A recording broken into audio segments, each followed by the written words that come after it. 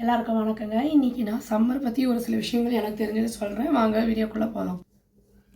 சம்மரில் நம்மளுக்கு ரொம்ப ஸ்வெட் ஆகும். அந்த ஸ்வெட்டெல்லாம் நம்மளுக்கு காட்டன் க்ளாத்ஸ் போடும்போது நல்லா அப்சர்வ் ஆகும். அந்த மாதிரி சப்போஸ் நம்ம போடாமல் அந்த மாதிரி ட்ரெஸ்ஸு போடாமல் பாலியஸ்டர் ரொம்ப ஜிகு ஜிகுன்னு ட்ரெஸ் எல்லாம் போட்டோன்னா அது ரொம்ப ரேஷஸ் மாதிரி ஏற்படுத்தி விட்டுரும். அப்போ நம்மளுக்கு அன்கம்ஃபர்டபுளாக இருக்கும். அதுவும் இல்லாமல் நம்மளுக்கு டீஹைட்ரேட் ஆகும். அப்போ தண்ணி சஃபிஷியண்ட்டாக நம்ம குடிச்சிக்கிறது நல்லது. இப்போ நம்ம ரொம்ப வெயிலெல்லாம் போயிட்டு வரோம் அப்படின்னா நம்மளுக்கு ஸ்வெட் ஆச்சுன்னா தலையில் நீர் இறங்கி தலையெல்லாம் வலிக்கும் ரொம்ப. இது சைனஸ் இருக்கிறவங்களுக்கு ரொம்ப அஃபெக்ட் ஆகும். அதனால் இம்மீடியட்டாக என்ன பண்ணோன்னா ஈரத்தை நல்லா காட்டன் டவலால் வச்சு தொடச்சிடுறது நல்லது.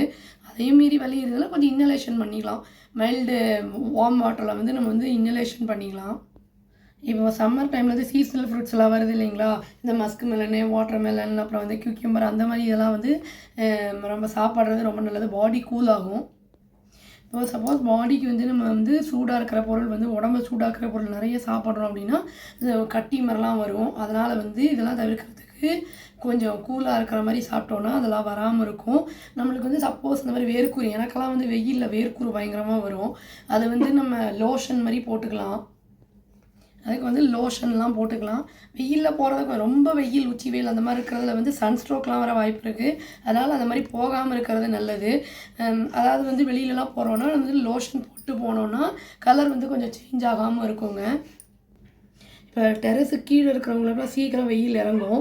அந்த மாதிரி டைமில் நம்மளுக்கு ரொம்ப ஹீட்டு தெரியும். அதனால் மேலே ஈவினிங்கில் ட்ராஜர் டைமில் தண்ணியெல்லாம் தெளிச்சு விடணும். கொஞ்சம் சிலிப்பாக இருக்கும், சில்லு சில்லுன்னு. அப்புறம் ஜன்னல் கிட்டலாம் நீங்கள் ஈர துணியை கொஞ்சம் தொங்க போட்டோன்னா கூலாக இருக்கும், ரூமு நல்லாயிருக்கும். அந்தளவுக்கு சூடு தெரியாது. அவ்வளோதாங்க, எனக்கு தெரிஞ்ச ஒரு சில டிப்ஸ் சொல்லிட்டேன். Thank you. Please do like, share and subscribe our channel and click the bell icon and click the all option. Thank you.